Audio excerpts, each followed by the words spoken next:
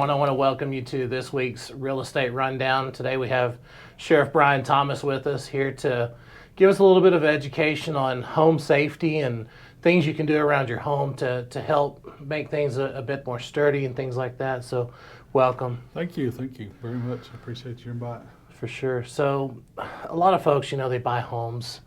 They don't really know what they should be doing to make their home more safe, more secure. Sometimes you have dads who work the night shift, mom's home with the kids, those kinds of things. What are some random things that people can do to their home to help them make them feel a little safer? Well, their number one concern is getting this house bought, and then they're getting moved in, and they're not looking on the outside or looking for that security thing, and that should be your number one. So even if it's before or after, but walk out to the curb, walk out to the street, look back at your house, and just look at it. Do you see anything that's vulnerable? Do you have bushes that are covering windows? Can you see the windows? Can you see the light, the front door? Anything like that might cover it up. Then go back at night and come back out and look. Do I have a dark spot? Do I need to put a light up somewhere?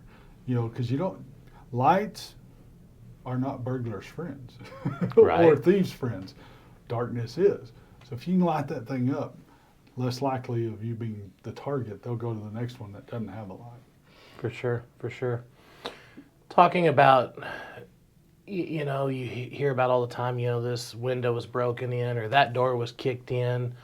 Are there anything that's safety precautions that maybe somebody should do that's maybe cost effective? Well, sure. You can go to any hardware store and they make these little thumb drive or thumb screw things that they go into the window tracks. So it only allows your window to open up yay much. So during the summertime or whatever, you've got a little window, little breeze, you want to come through there. You don't really, it's not quite air conditioner weather. So you just put those in the tracks and your windows won't blow up any more than that. So that's the best thing in the world that you can have. The other thing is the front doors. I encourage anybody that's watching this today, go home and where your little latch goes in from your door, go over there and take those screws out of that latch and see how long they are. I will bet you that 90% of them are that long. So your next option or your next order from the sheriff is go to a hardware store and buy you a 4-inch screw and put those back in. That one right there, my little 4-year-old grandson can kick your door in. But Sure. You put those big ones in there, they're going to have to work a while. And even I'm going to have to work a while. And those are little things that people don't even think about. But that's what came with the hardware. We put those little screws in there because that's what came with it. Nah, get you something long that's going to go into those studs, and it's going to make it a lot harder for somebody. They're going to work on that. They're going to make a lot of noise, and they're going to say, forget this, I'm out of here. We'll go to the next house. Makes sense. Mm-hmm. The big popular opinion, obviously, today is cameras. I see it in my neighborhood safety page. Hey, does anybody have camera footage of such and such address and things like that? I know that's a big thing. How does that help you guys in the law enforcement world? It's really a good thing because that is, if you pay for the service or whatever, whether it's, recorded somewhere at your house, we can pull that off and we can use that. And a lot of times we can get a lot of information off of whatever car or suspect, whatever. I personally have the Ring, but there's a lot of different places out there. Ring will, it goes into their database and saves it, but you can pull it off and it's there. And you used to have the next door, and I think they still have that where you can share it with the neighbors and those kind of things. But I have two. I have the doorbell one, which it goes all the way to the street, but then I got the spotlight one above my garage. So now I've got 2 spotlights out there as well as a camera. And every one of my neighbors, of course I live on a cul-de-sac, they all know I have it. Something comes up and says, hey, can you go back and check your cameras? I do have a less reliable system that goes around my barn, and it's still good. I can see with it, but it's not as quite as the quality as my Ring is. But again, I'm not advocating for one vendor or not. There's a lot of different vendors you can use, but you got to have something that's good quality, Sure. and that's going to be your key to try to find. Because you can go back and look at it, but if all you see is a little blurry thing going by, it doesn't help us much, right? So, Sure. get you something that's a good quality. You don't have to spend a lot of money on them. Ring cameras are very cheap, and it's a yearly subscription for them to save that stuff, Sure. and it's there for you. But like I said, again, there are other companies that do that too. Gotcha. I can remember back in my days of elementary school, there was these little stickers that had this bird beak looking thing on it, and underneath it said something about neighborhood watch. Neighborhood watch. You know, and obviously they've been around a long time, and I think, you know, that's something perhaps maybe you can expound on that you guys do as from Potter County. We do it. Our main purpose and our main goal is to handle things outside the city of Amarillo. So if you're in rural Potter County, we're going to come out. We'll do neighborhood watches. The police department does the same thing. They do them inside the city. I know when I was still working at the police department, we had to have at least 70% of your neighbors that would participate, or otherwise it wasn't worth our time going out there. But it's usually about an hour long. They'll go over a lot of what we're going over. The neighbors are the ones that actually buy those stickers and buy the signs and those kind of things, and it just alerts the anybody coming through there. Oh, they got the neighborhood watch, and everybody's watching. All the eyes are watching, and that's a big thing. You know, one of the things that you and I talked about too was some of our newer neighborhoods. We've lost that communication with our neighbors because now we all park in the back, right? Our garage is in the back. We go in through the back. Nobody ever goes out in front of the yard unless you're out there mowing the yard. Right, You right. know? And so get out and meet your neighbors. Go and meet them, whether it's, a block or whatever, but just share numbers. Invite them over, let's have a hamburger cookout or whatever, just so you know who your neighbors are. Because the more eyes you have looking is better. And so that just opens that whole security thing open. Because they know you, but they wouldn't know me if I'm over there walking around your yard and somebody goes, "Hey, somebody's over at Brandon's place, man. We need to go." Or Robert's, sorry, called you your brother. Somebody's over in Robert's yard and he don't look familiar. Right. Pick up a phone, call police, law enforcement. Say, "Hey, somebody's over there. We don't recognize him." Or call you first, but then call law enforcement if they can't get a hold of you. Because the sooner we can get there, the better off that maybe we can squish somebody breaking in your house. For sure. One of the hot topic questions as realtors we always receive is this neighborhood safe? Is this a safe place for my family? Obviously, we're not allowed to answer that because what I deem safe, what you deem safe, what they deem safe is all very different. It's kind of like going to the store and somebody tells you, "Oh, it's not that much money." Well, Right. What's not much money, right? It's all defined by the person who it is. But where can someone go, or how can someone learn about the safeness of neighborhoods? Well, and I agree with you. I mean, any neighborhood can be either safe or any neighborhood can be a problem. But it all goes back to what I said a while ago. It's the neighbor involvement.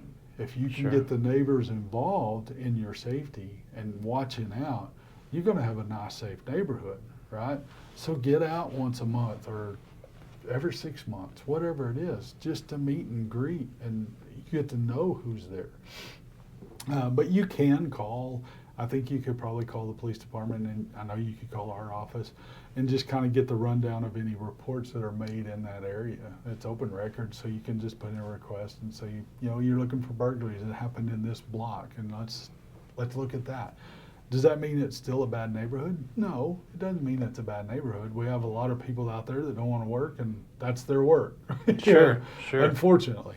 But like I said, I think the biggest thing is the biggest thing I can tell you is just go out and meet your neighbors where they're watching. You may have a retired lady sitting at home and she's home all the day and she's got her door open. She may know and see stuff that you are going, "I didn't see anything because I'm at work, right? Right. I'm working 9 hours a day or whatever it is." But you can call her and say, "Hey, did you see anything?" "Well, yeah, matter of fact, I did see this green car driving by your house, and I saw it pull up in your driveway, and I thought, that's kind of strange." Well, if you get to know your neighbors, exchange cell numbers, she can call, "Hey, is there supposed to be a green car at your house?" "No." Right. Pick up the phone, dial 911, get them over there. kind For of thing. sure. It's easier for us to come out and answer that 911 call and go out and, oh, it was nothing, than to have to come back out there and work a burglary where we're spending hours out there trying to find out who it was, fingerprinting the whole 9 yards. Yeah, the investigation time. You finding all the serial numbers that everything that was stolen when you threw that box away. Right. So, Exactly. And that's a big thing. So I mean, that's one of the best things I can tell you to do. Sure. Well, we certainly appreciate your time here today. Is there anything else that you want to cover that maybe we didn't hit that's kind of a good topic? You know, this is the last one and I just saw this the other day on Facebook, and I thought, man, I got to put that down on my notes for Robert. But one of the things they posted on there was your house numbers. You know, you used to have a little person come around and put them on the curb, and we have ours on the curb, but put them on your house, but put them in big numbers. And this is really for any first responder. So it's not only, it may be the fire, it may be police, or it may be an ambulance. Make it where it's easy for them to see. So I'm talking 4-letter numbers, put it in about a 2-foot, 3-foot place on a board or whatever, but make it contrasting. So maybe a lighter background board with dark numbers, black numbers, red, whatever you want to put, whatever matches your house. But it's easier for us to drive down there instead of going, because we all know that we talked about this a while ago, somehow blocks go from the 5100 block to 4900 block. Well, where'd the 5000 block go? Right. Where'd that one go? And so it's just easier. Some houses may have 2 lots, so now you've gone from 403 to 406, you know, or whatever, and Sure. It's different. So, you know, the easier the way we can look and just drive down the road and look up there and see it, boom, makes it a lot easier and a lot faster for law enforcement or any first responder to respond to. Makes a lot of sense. A Yeah, lot of yeah. sense.